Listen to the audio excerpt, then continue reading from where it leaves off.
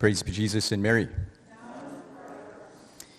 Today we celebrate the solemnity of the glorious Saint Joseph, spouse of the Blessed Virgin Mary.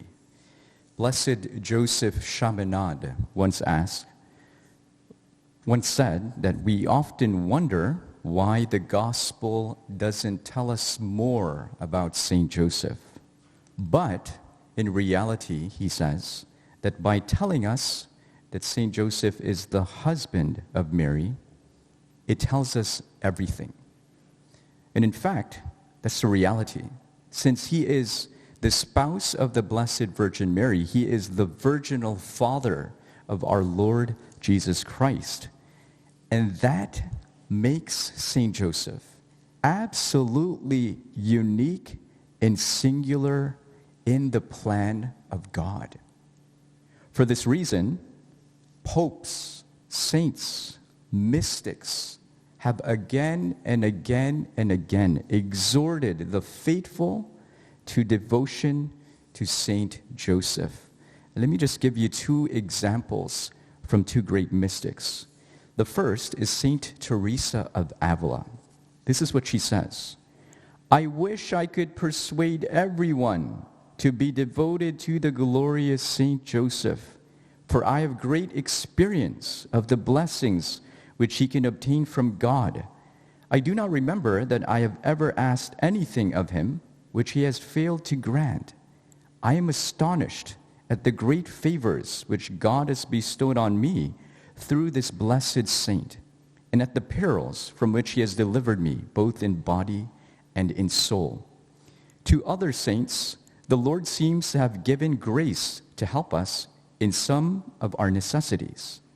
But my experience is that Saint Joseph helps us in them all. Also, that the Lord wishes to teach us that as he was himself subject on earth to Saint Joseph, so in heaven he now does all that Joseph asks. This has also been my experience of other persons whom I have advised to commend themselves to the saint. I only request, for the love of God, whoever will not believe me will test the truth of what I say, for he will see by experience how great a blessing it is to recommend oneself to this glorious patriarch and to be devout to him." Saint Teresa of Ávila. Here's another one. Venerable Mary of Ágreda.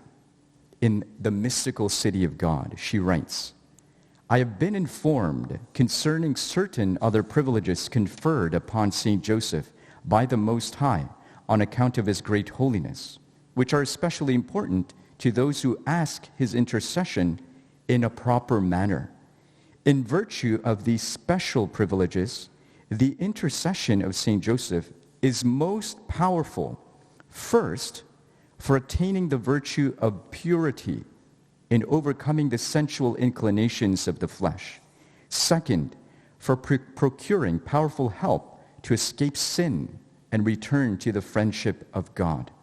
Third, for increasing the love and devotion to Most Holy Mary.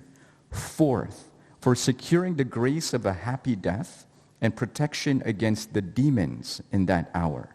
Fifth, for inspiring the demons with terror at the mere mention of his name. Sixth, for gaining health of body and assistance in all kinds of difficulties. Seventh, for securing issue of children in families. These and many other favors God confers upon those who properly and with good disposition seek the intercession of the spouse of our Queen, Saint Joseph. I beseech all the faithful children of the Church to be very devout to him, and they will experience these favors in reality if they dispose themselves as they should in order to receive and merit them." These are just two examples, but again and again and again, popes, saints, and mystics encourage the faithful devotion to Saint Joseph.